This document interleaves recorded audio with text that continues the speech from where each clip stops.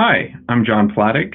I'm an instructor at the Channing Division of Network Medicine at Brigham and Women's Hospital and Harvard Medical School. And today I'd like to talk about developing disease insights with genotype-specific regulatory networks. And to begin, I thought it'd be useful to recap what we've learned from over a decade of genome-wide association studies.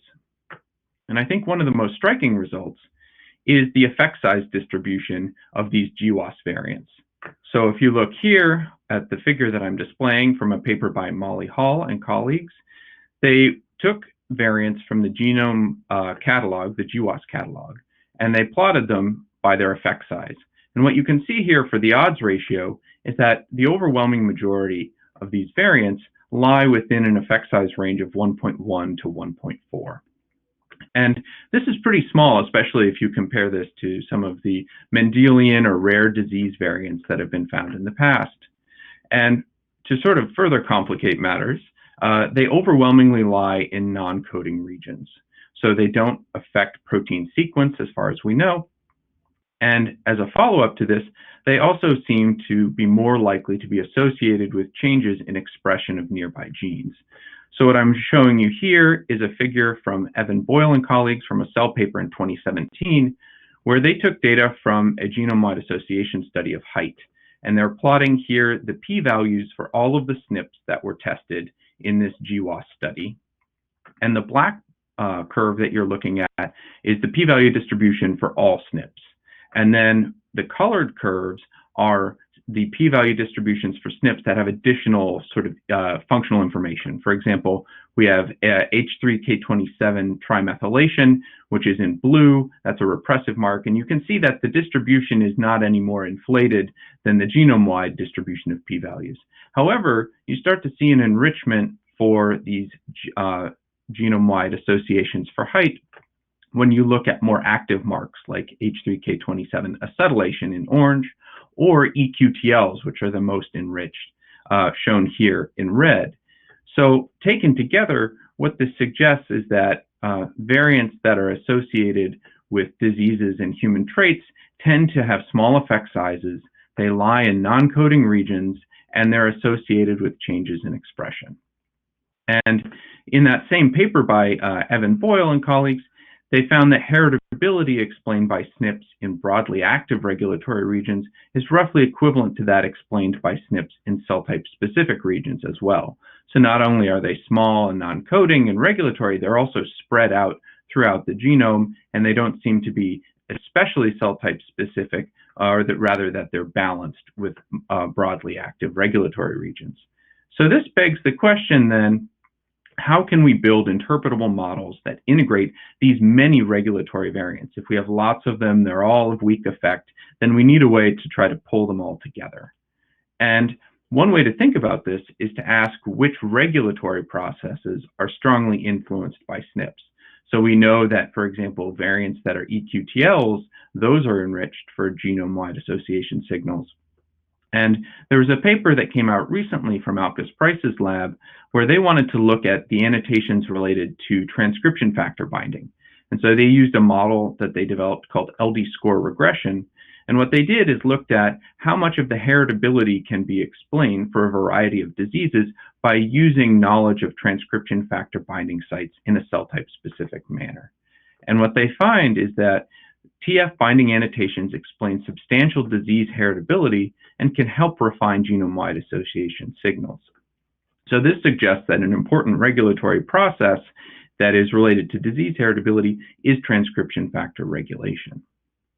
So how can we connect then these many cis regulatory elements, these different transcription factor binding sites throughout the genome, in a coherent way? And what I'd like to talk to you about today is a gene regulatory approach for doing that. And so here I'm going to give you sort of a toy example to illustrate what I mean by gene regulatory network, as that can mean different things to different people.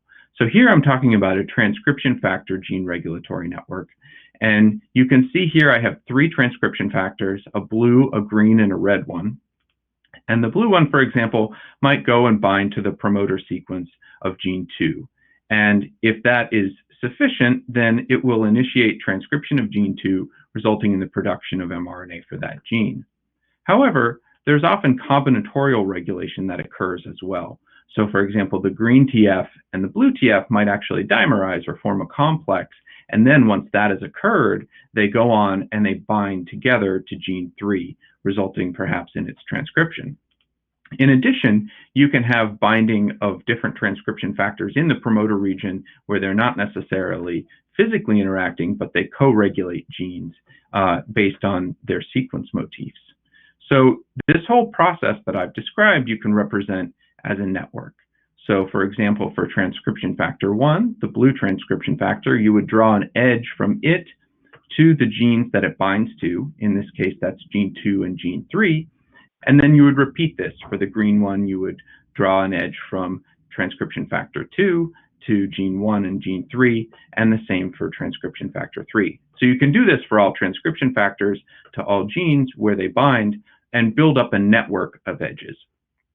One important thing to realize, though, is that these edges are dependent on the cell's environment and state. So not only are transcription factors, for example, on and off in different cell types, but the regulatory wiring changes between cell types and between cell states. So for example, you might have a cardiomyocyte cell that has one transcription factor wiring diagram, and you might have an LCL that has a different one, even though you have, broadly speaking, the same transcription factors and genes that are involved. And it's this change of wiring that we found is very important for talking about cell phenotypes and is related to different diseases. So here, today, what I'd like to do is talk to you about our recent method for integrating SNPs into these gene regulatory networks. And the method that we developed is called eGRIT, Estimating the Genetic Regulatory Effects on TFs. And it's based on a simple premise. The idea is that SNPs that disrupt proximal transcription factor binding and are eQTLs for a proximal gene should alter that TF to gene edge weight. In addition, these edge weights from transcription factors to genes should be genotype specific. So if you have an individual and they have a copy of the variant that is disrupting the TF to gene edge, then you would like to update the edge weight. But if they don't carry the variant, the edge weight should remain the same. In addition, these edge weights should reflect what we know about transcription factor regulation. For example, we know that genes are regulated by combinatorial configurations of transcription factors. We also know that co-expressed genes are likely to be targeted by similar transcription factors. So what we'd like to do then is take all of this and operationalize it. And so what we do in eGRIT is first we build what we call a genotype-aware prior network. So what you start with is a transcription factor motif prior. So here what we do is take the sequence motifs for a transcription factor. So those are the genetics, the sort of 8 base pair, for example, genetic sequences that we know transcription factors bind to.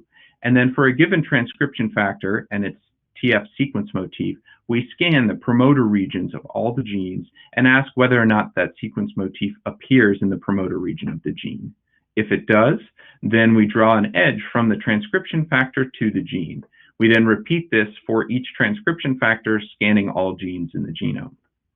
There are roughly 600 to 700 transcription factors that have sequence motifs that we can use. And so you repeat that and you build up a prior network, an initial guess of where we think transcription factors bind and regulate genes. Then, to build the genotype specificity, we take an individual's genotype and we ask whether or not they possess any variants within the transcription factor motifs that we identified in that previous step. For those that do exist in the motif, we then use a tool called Cubic, developed by Raluca Gordon's lab at Duke, and we ask whether or not that variant present in the motif affects the transcription factor binding. And Cubic uses a mix of protein binding microarrays and linear modeling to give you an estimate of whether or not it thinks that variant is disrupting the binding of that motif. Then finally, to include some regulatory information, we ask whether or not the variant that is present in the motif, and in this case has a cubic effect suggesting it's disrupting binding, we then ask whether or not that variant or SNP is an eQTL for the proximal gene. If it is, we include it and we use the effect size from the eQTL, so the beta value, and add that in as well. Altogether, We then generate what we call an egret prior network, which is really a reweighted version of this motif prior. So what we've done is we've reweighted edges based on the genotype information, cubic effect sizes, and eQTLs to then get an individual specific prior network. We don't want to stop there, though. We'd like to integrate what we know about gene expression regulation by transcription factors more generally. And so we use a tool called Panda, which is developed using a message passing approach to add in additional information. So here what you're looking at is, again, a transcription factor to gene network, and I've colored these prior edge weights in gray. And you can see that they're varying thicknesses, suggesting the different edge weights here. And what we want to do next is actually include gene co-expression or correlation information to update these edge weights. So for example, if I have these 4 genes, I have 2 in yellow and 2 in brown, and you can see from the expression profiles here that my 2 yellow genes seem to be correlated in their expression across samples, and the 2 brown genes also seem to be correlated in their expression across samples. And so what I'd like to do is ask, well, if these genes are correlated, are they also being targeted by the same transcription factors? So for example, with this dark green transcription factor on the left or on the right here, you can see I've highlighted its 2 edges that go to the brown genes with these red arrows, suggesting that this TF is regulating both of those genes and those genes are correlated in their expression. That suggests that I think these prior edge weights in gray should be upweighted because there's additional information suggesting that this regulation is occurring. Next, we want to also look at transcription factor co-regulation. So we look at this in the form of TF-TF protein interactions. And we take, for example, the string database and look at all transcription factors that have interaction information, and we highlight those. So I've drawn an arc between, for example, the medium green and dark green TFs here at the top. And what I want to do then is ask whether or not they're targeting similar sets of genes. So this other pair of arrows that I have here, you can see that this medium brown gene here is being targeted by both of the transcription factors that have a protein-protein interaction. This means that I want to upweight these gray edges that are impinging on this light brown gene, because I know that both the transcription factors, which I know regulate, which should regulate the same thing because they bind together, that is additional information that these should be upweighted edges. So what we do then is repeat this process that I've described to you using this message passing approach. We iterate consecutively until we get a convergence, and then we get as an output edge weight estimates for all transcription factor gene pairs for an individual. And that's what we call an egret network. So we have edge weights from TFs to genes, and these prior edge weights have now been updated to include this additional information about regulation. However, we still have at the end a unique set of edge weights for each individual based on their genotype. And they'll of course share many edge weights with the same value, because not all variants are not everyone shares the same set of variants, of course, and some edges will not be affected by this. But what we get then is an ensemble of networks and edge weights that we can use. An important next question, of course, is whether or not all this data integration is worthwhile. So does it improve performance? And here, when I refer to performance, what I mean is predicting transcription factor binding using ChIP-seq information, in this case collected from the REMAP2 database. So what we did is we looked at the % improvement in the area under the receiver operating curve, and we looked at various combinations of data input. For example, if you just use the cubic binding effect and the dosage, effectively how many copies of a SNP an individual carries, you don't see much improvement in binding prediction. If you just use the eQTL effect size alone, you also don't see any improvement. If you use the dosage plus the eQTL effect size, you do see some improvement. However, if you use the binding effect from cubic, the eQTL effect size, and the dosage all together, you see a much more substantial boost in performance. And to give you a sort of sense of what this disrupted binding and disrupted edge weight might look like, we reconstructed egret networks in K562 and GM12878 cell lines. And focus on was one of the top disrupted edges in K562, which is between the transcription factor REL-A and the gene SLC16A9. Here you're looking at the tracks for the different data related to this edge. So the purple track in the top here is the eQTL variant that lies in the REL-A motif and is an eQTL for the gene SLC16A9. The gold tracks are the genotype tracks for GM12878 in the top, K562 in the bottom. And what you can see is that K562 has the variant that's associated with the change in with the expression, the eQTL variant that we have in the purple at the top that lies in the REL-A TF motif. If you then look at the binding in teal, what you can see is that this is ChIP-seq binding. There's no ChIP-seq binding for REL-A in K562 in this site. However, there is binding for REL-A in GM12878, suggesting that the presence of this variant in K562 is resulting in changes in ChIP-seq binding as a result. So we have this edge weight disruption in K562, but not in GM12878. So next, what we'd like to do, of course, is kind of operationalize egret in a way that we can use it for estimating networks in a population. And so what we did is we took data from Nick Banovich and colleagues and estimated genotype and cell type specific networks for 119 individuals using this data. And in particular, they collected human-induced pluripotent stem cell data, LCLs and cardiomyocytes induced from the iPSCs, and generated RNA-seq for each of the cell types, and they collected genotypes as well. They also performed eQTL analysis, and so we took all of this data, and what we wanted to do was build egret networks for these 119 individuals in the 3 cell types. So for each individual, we get 3 different networks for each of the cell types, and then we repeat this 119 times.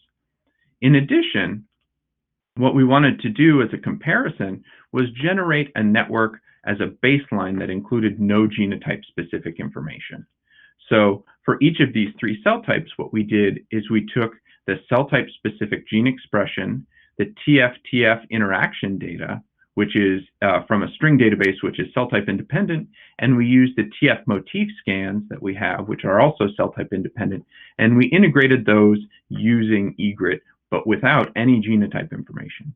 So that gives us a set of TF to gene edge weights that don't know anything about a genotype. And we can use these to compare across our different 119 individuals within these different cell types. So in each cell type, then we also use the genotype information and make 119 networks in each cell type. What we wanted to do then, once we had all of these networks, is ask a sort of simple first question, which is how can we estimate the genome-wide disruption of transcription factor regulation for a given transcription factor? And to do this, we developed a score that we call the TF disruption score, and it's relatively straightforward.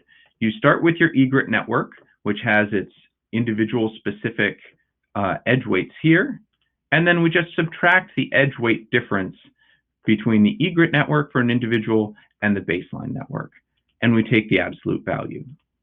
So for example, the edge weight between transcription factor 1 and gene 1 in the egret network is 0.25.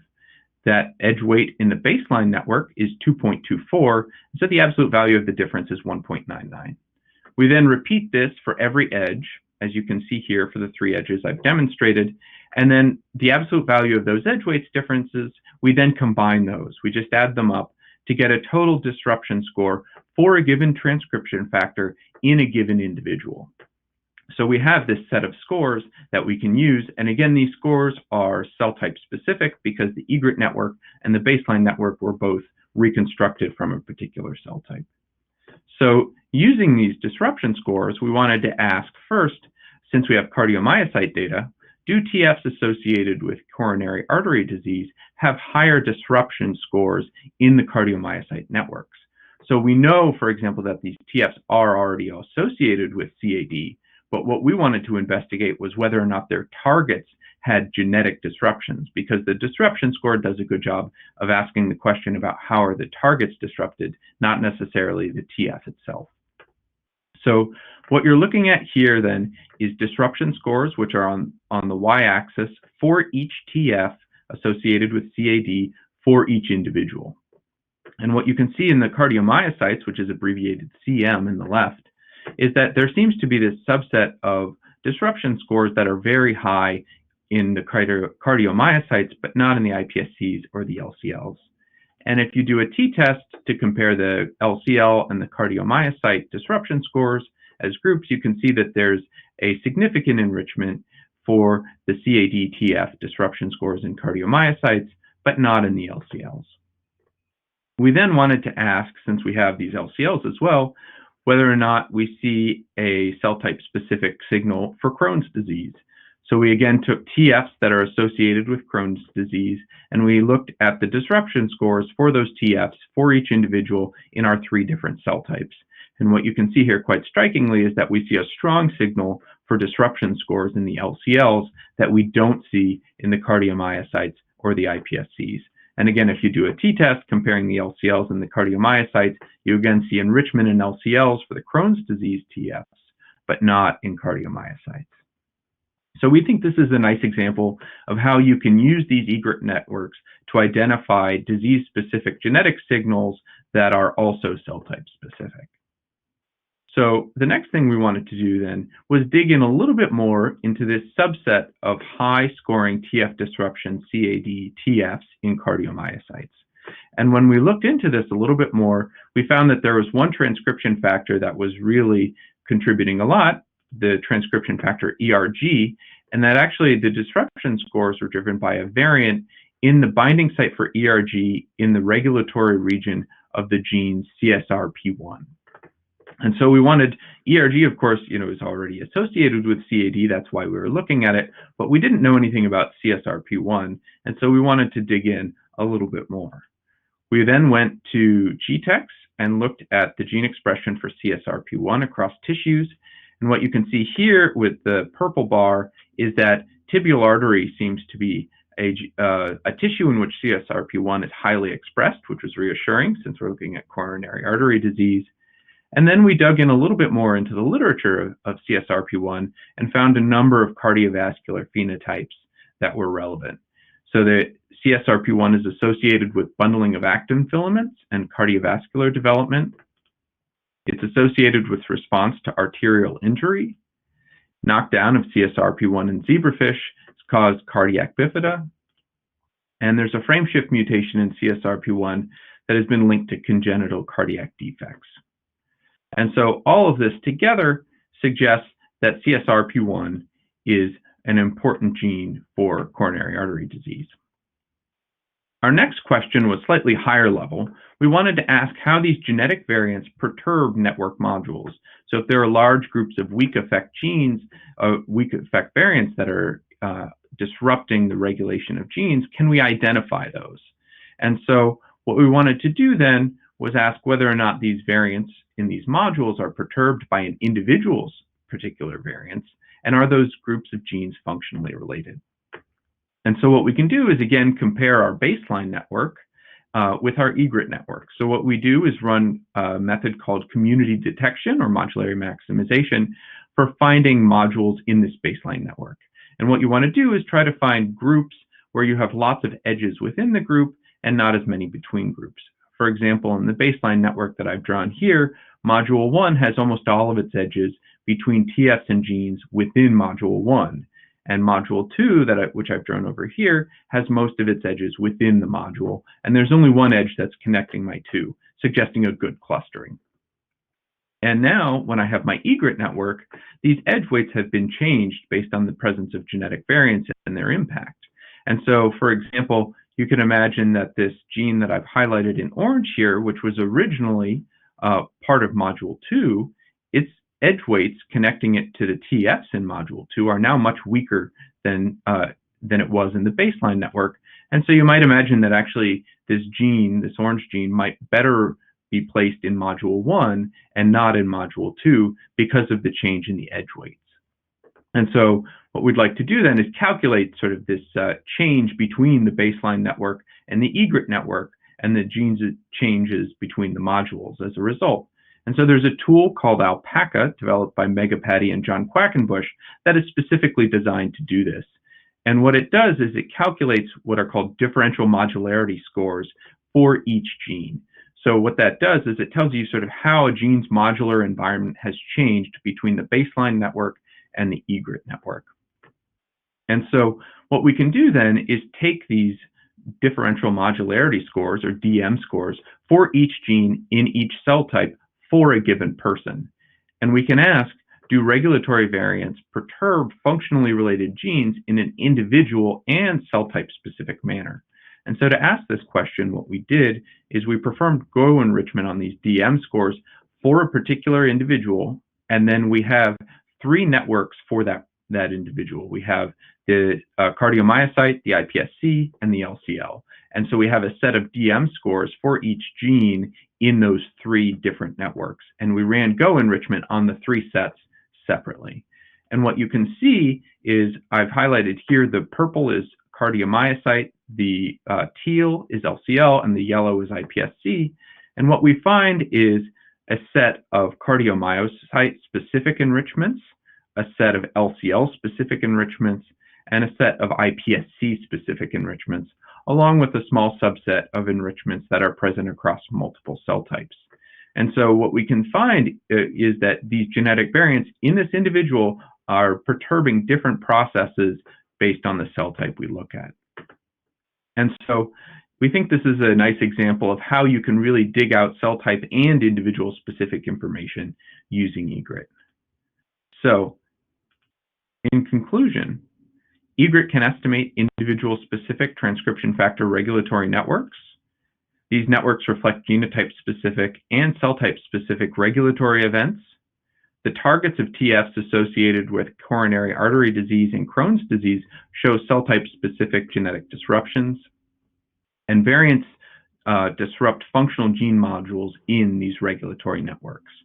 And if you're interested in more details about what I've talked about today, we have a preprint up on bioRxiv. It's titled Predicting Genotype-Specific Gene Regulatory Networks. Debbie Wayhill is the first author. And with that, I'd like to thank my collaborators and co-authors, John and Marilyn at the Harvard T.H. Chan School of Public Health, Debbie, who's now at UNC Chapel Hill, and Kimby, who is at Brigham and Women's Hospital with me. And if you're interested in working on problems like this of data integration, we're looking for postdoctoral fellows at the Channing Division of Network Medicine. So if that's of interest to you, please email me at the website shown here. Thank you very much.